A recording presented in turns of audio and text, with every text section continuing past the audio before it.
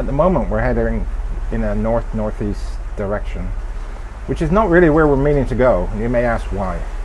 There's something called the Azores and Bermuda high pressure systems in which there is very little wind. So we're able to download weather information and get an estimate from forecast models of where wind will be. So last night, although we still had wind, we knew we had to move our position in preparation for the next set of wind. And let me show you on some of the software reviews where the wind is located. So this is the map that's showing the geography of the United States. Here's Florida, this is where we started. And our first objective is to get over near Bermuda.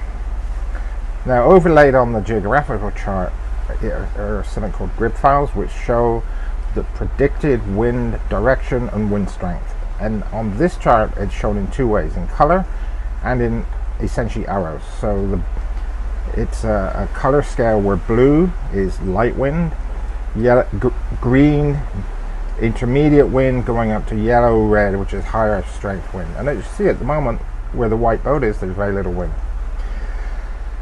I'm just going to scroll forward and then I'll show you the barbs. So now as we're going forward in time, the computer has calculated where we will be, and it says come up and position ourselves for these warmer colors which represent more wind.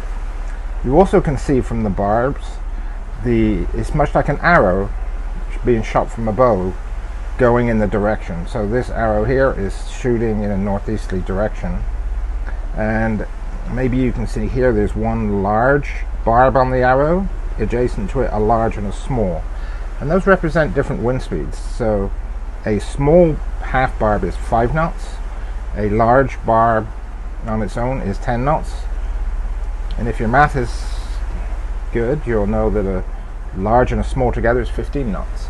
So by looking at the colors and the directions of the arrow, we can immediately get a visual presentation of where the wind is going and what speed it will be.